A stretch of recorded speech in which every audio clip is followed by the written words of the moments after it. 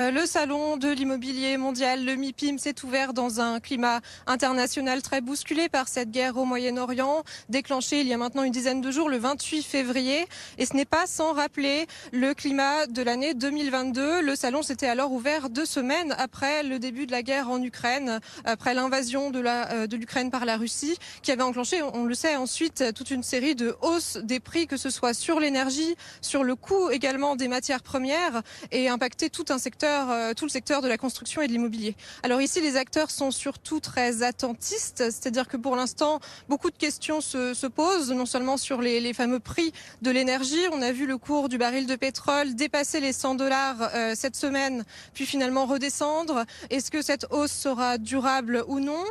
Également, est-ce que le paysage des investissements à l'échelle internationale sera redessiné? Ce sont des questions qui se posent, mais pour l'instant, il est un petit peu tôt pour répondre à ces questions. Et d'ailleurs, Emma, les acteurs du Golfe sont présents à Cannes.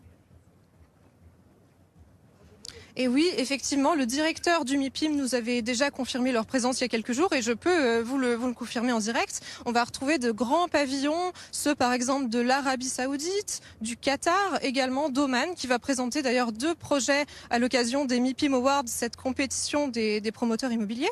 Alors ces acteurs, ils sont présents depuis un certain temps au MIPIM, mais là ils ont encore renforcé leur présence sur place. Effectivement, l'immobilier, c'est un vrai levier de développement pour ces pays du Golfe, et de diversification aussi dans la perspective d'une préparation de l'après-pétrole.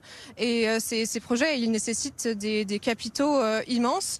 Ici, les promoteurs cherchent à venir chercher des investisseurs qui sont nombreux ici à Cannes. C'est à peu près un tiers de la population du MIPIM. Le MIPIM, c'est tout de même 20 000 participants, également 90 pays représentés. Et autre élément, alors surprenant en l'état actuel des choses, pas surprenant dans l'absolu, mais surprenant dans l'état actuel des choses, c'est que ce salon du MIPIM où vous êtes, il va s'exporter où? En Arabie Saoudite dès cette année en fait.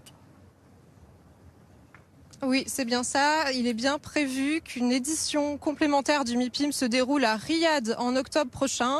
Le directeur nous l'a également confirmé. Pour l'instant, le conflit ne remet pas en cause le projet.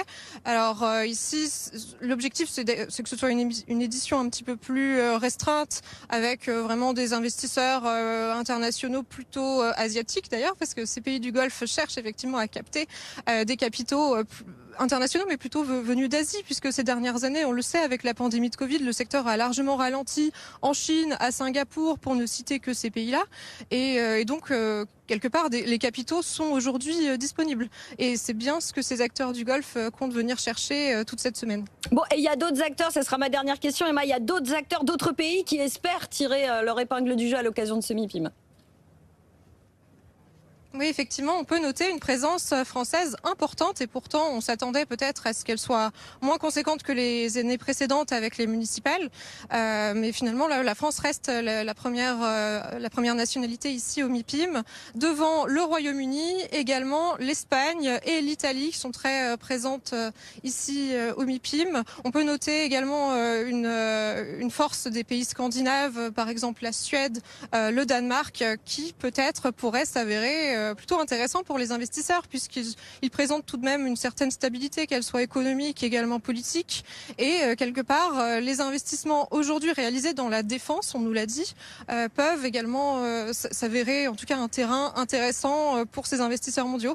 Donc finalement, plusieurs pays sont ici au rendez-vous au MIPIM, et il faudra voir dans les prochains jours comment ça se matérialise. Mais voilà, on trouve en tout cas de nombreux pays et projets présents, notamment l'Europe.